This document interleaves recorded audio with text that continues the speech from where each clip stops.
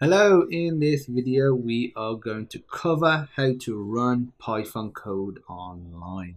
So I might be thinking, why would you want to if you've already set it up on Windows, Mac or Linux? Also, another thing, ignore the fact that I'm on Mac because we're going to be running it online. Hence, one of the advantages is that you can just run it anywhere. There's no installation required. Use any browser. You could be on your laptop, in a hotel, if you're visiting family, you could be at home on your computer. You can just run the Python code literally wherever you are. And most of the tutorials in this series will actually be using the online Python IDE.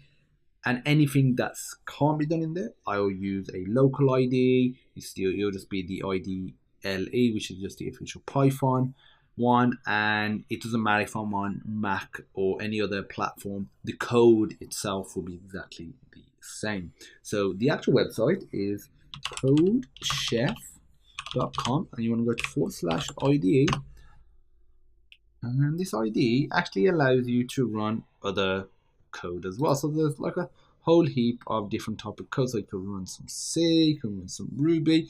We're just interested in Python, so let's type in Python.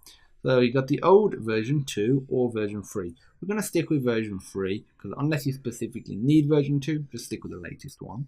And now we can put in a simple print line here, and we are going to put hello everyone.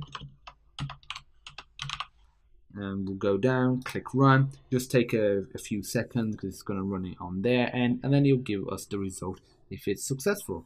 As you can see, it's successful. It says hello everyone, and it also tells you how much memory it took, the time it took as well, and the status. It was successfully executed. So honestly, that's code online for Python and testing it. Again, this is not actually a Python programming tutorial. This is just showing you how you can test Python, but we do have other videos for coding in Python, so feel free to check them out on all of the different features that Python provides. So thanks for watching, and I'll see you in the next Python programming tutorial.